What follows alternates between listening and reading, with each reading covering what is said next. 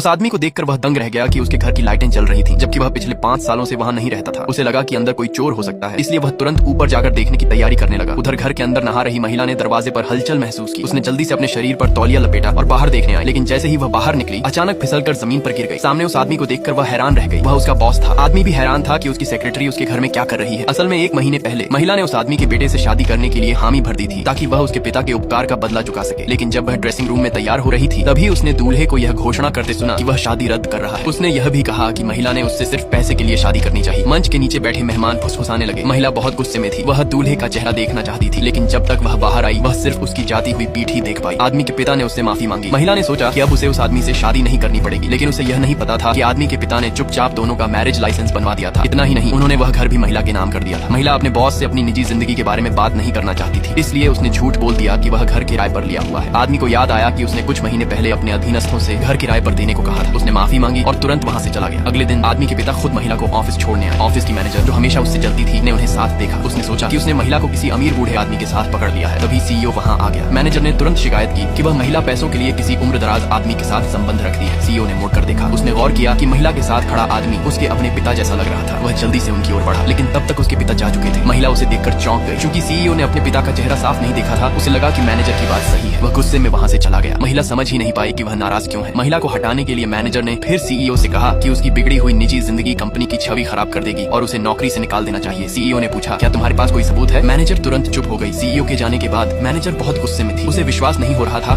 कि सीईओ उस महिला का बचाव कर रहा है। तभी उसने सीईओ के असिस्टेंट को फोन पर बात करते सुना। उसे पता चला कि सीईओ पहले से शादीशुदा है और उसकी पत्नी भी इसी कंपनी में काम करती है। मैनेजर को अचानक याद आया कि महिला के साथ खड़ा अमीर आदमी बिल्कुल सीईओ के पिता जैसा दिखता था। वह खुद को यह सोचने से रोक नहीं पाई कि कहीं वह महिला ही सीईओ की पत्नी तो नहीं।